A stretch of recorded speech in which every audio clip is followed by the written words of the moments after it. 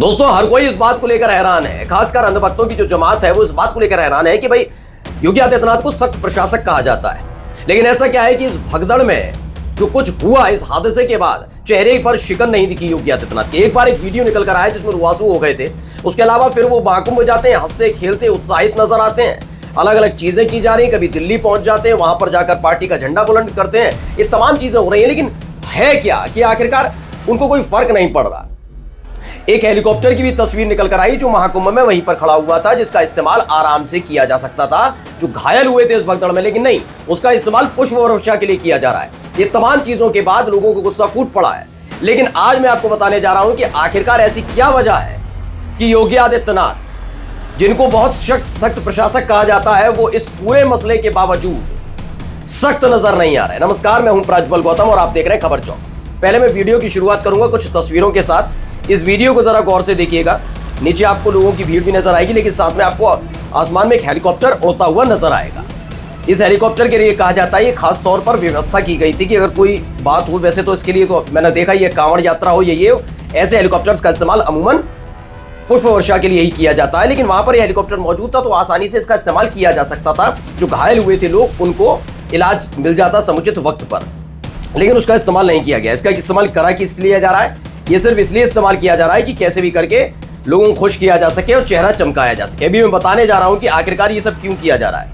ये देखिए, एक विहंगम दृश्य निकलकर सामने आया। ये वहीं उसी महाकुंभ के इलाके का जहां पर भगदड़ मची थी।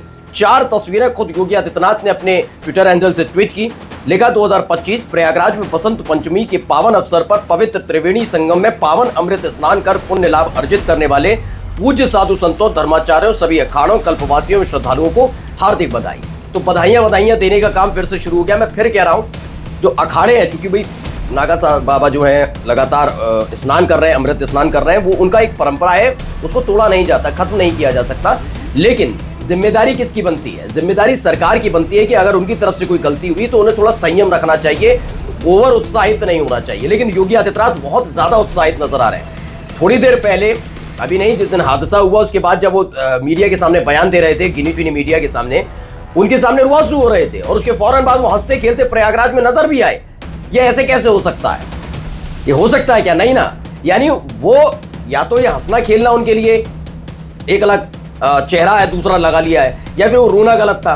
दो में से एक बात है। मुझे लगता है कि उनका रोना ही सिर्फ दिखावा भरता है। मैं वजह इसलिए बता रहा हूं क्योंकि उनकी फिक्र इस महाकुंभ के जरिए अपनी साख बचाने की, और इस साख कहां बचेगी? अयोध्या की मिल्कीपुर सीट पर। कैसे मैं बताऊंगा, लेकिन आईपी सिंह लिखते हैं, कुचलकर मारे गए हजारों तीर्थयात्रियों की आत्मा की शांति के लिए प्रार्थना शांति पाठ कब होगा मुख्यमंत्री जी? वो कराया नहीं जा रहा है ना, कोई फर्क नहीं पड़ रहा।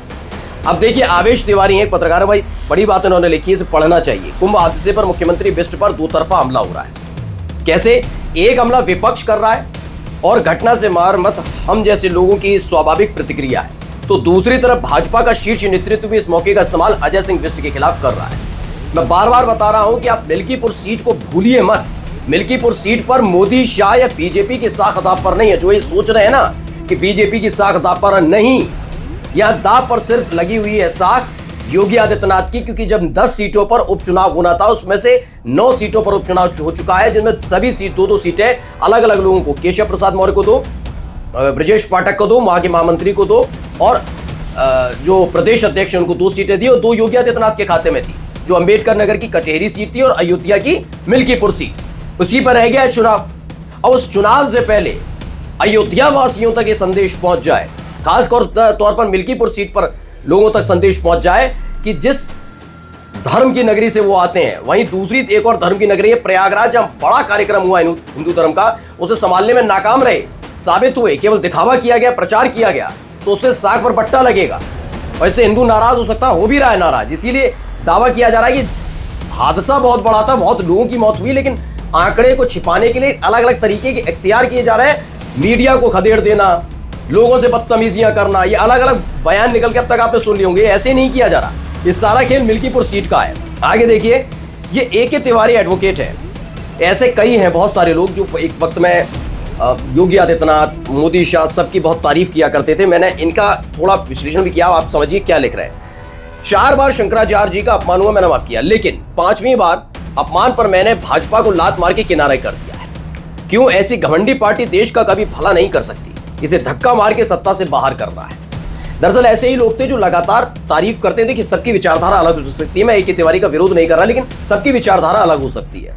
मेरी अलग है, आपकी अलग है, सबकी अलग है। ऐसी ए.के. तिवारी भारतीय जनता पार्टी से बहुत कट्टर तरीके से जुड़े रहे, लेकिन उन्होंने देखा कि जिस हिंदू धर्म का राग अलाप के हिंदुओं को एकजुट करके वोट पाकर कोई मुख्यमंत्री, कोई प्रधानमंत्री बना बैठा है, उन्हीं के नेतृत्व में लगातार शंकराचार्य जी का अपमान हो रहा है। मैं अब भी कह रहा हूं, देश की बात अलग है, लेकिन जब आप अपने धर्म की बात आते हैं, क्योंकि हिंदू लगातार भारतीय जनता पार्टी हिंदू धर्म का जिक्र करती है, लेकिन ऐसे हिंदू धर्म में अगर सर्वोच्च स्तर पर बैठा है तो कोई ना योगी बैठे हैं ना मोदी शाह बैठे हैं, वो हमारे शंकराचार्य बैठे हैं। और शंकराचार्य ने एक भी बात, जो अभिमुक्तेश्वरानंद सरस्वती, उन्होंने एक भी बात धर्म से अलग नहीं कही।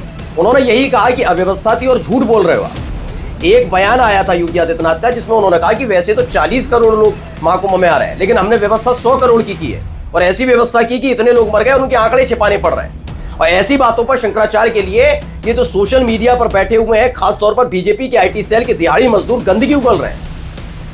और जो लोग गंदगी उगल रहे हैं उनका समर्थन भी कुछ लोग कर रहे हैं अंधभक्तों की तरह। ये भूल गए, ना योगी ना मोदी शाह धर्म के सर्वोच्च पद पर नहीं बैठे, हमारे हिंदू धर्म के ये बैठे हुए हैं, और फिर भी उनके बारे में इतनी गंदगी उगली जा रही है। और इसलिए उगल रहे हैं क्योंकि उनके अपने परिवार के लोग नहीं गए। खैर, एक और बात इन्होंने कही, ये देखिए, ये एक, मैं राम भद्राचार्य का वैसे सम्मान करता था, अब इस पूरे हादसे के बाद तो बिल्कुल नहीं, क्योंकि संयोग प्रयोग तुलना करने पर उतर आए कि अखिलेश यादव मुख्यमंत्री थे तब कुंभ का आयोजन हुआ, 1000 लोगों की मौत का दावा कर दिया था, जबकि झूठ बोल रहे थे। कम से कम शर्म आनी चाहिए। मैं कहता हूं ऐसे लोगों को, जैसे राजू दास है, वो ये बाबा बागेश्वरी, सत्ता के चाटुकार टाइप के लोग हैं, इन्हें मैं साधु संत मानता ही नहीं हूं। ये धर्म का चोला ओढ़कर बेवकूफ बनाने वाले काम करते हैं, वो लोग हैं। तो इन्होंने क्या किया, ये झूठ बोल रहे थे। अब इनको लेकर भी ए.के. तिवारी लिखते हैं, महाकुंभ भगदड़ में इन्होंने शोक संवेदना भी व्यक्त नहीं किया, बल्कि योगी जी को बचाने में लगे रहे। बयान भी ऐसा दिया मानो कुछ हुआ ही नहीं है। महामंडलेश्वर जैसे पद पर बैठे राम भद्राचार्य जी महाराज से सनातनियों को इस तरह की उम्मीद बिल्कुल भी नहीं थी। ये संत कम नेता ज्यादा प्रतीत होते हैं, और ये बात सच है। कैसे इनका सम्मान कर लिया जाए? आपको संत होने के बाद संत का दिल जो होता है ना, किसी की जान तड़प रहा होता तो उसके साथ खड़ा होता। ये योगी आदित्यनाथ की तारीफ कर रहे थे कि अखिलेश के वक्त में 1000 लोगों की मौत हुई। पहली बात तो 36 लोगों की मौत हुई थी, और वो भी भगदड़ कहां हुई थी? रेलवे स्टेशन पर, महाकुंभ में नहीं हुई थी। ये दोनों ही चीजों को डिफरेंशिएट नहीं कर पाए और झूठ बोल रहे थे। तो ऐसे संत से क्या उम्मीद की जा सकती है? अब देखिए, अखिलेश यादव की तारीफ करते नजर आते हैं, लिखते काश महाकुंभ में चल रही तैयारी पर सरकार अखिलेश यादव जी का भी कुछ सुन लेते। अखिलेश यादव जी ने शुरुआत में ही तैयारी को लेकर प्रश्न चिन्ह खड़ा कर शुरू कर दिया था, लेकिन सरकार ने इनकी बातों को तवज्जो नहीं दी। नतीजा सामने, विपक्ष को इग्नोर नहीं बल्कि तवज्जो देनी चाहिए, लोगों की बात सुननी चाहिए। मैं नहीं कह रहा कि अखिलेश यादव को दीजिए, किसी को दीजिए, लेकिन आपको अगर कोई बात बता रहा तो उसको सुनना चाहिए, क्योंकि जब आप बहुत बड़ा कार्यक्रम करते हैं तो अकेले आप सब संभालने वाले नहीं होते, उसे पूरा समाज मिलकर संभालता है। अगर आपके घर में एक शादी है, कोई चीज़ है, तो उसको आप अकेले अगर सोच रहे हैं कि मैंने पूरी व्यवस्था दी, तो नहीं हो सकती। उसके लिए सबको लगना पड़ता है। लेकिन यहाँ क्या था, गलती से भी अगर विपक्ष की सलाह मान ली जाएगी तो योगी आदित्यनाथ की साख दांव पर लग जाएगी। मिल्कीपुर में वो वोट नहीं मांग पाएंगे, बटोर पाएंगे, और वह युवा। नमस्कार।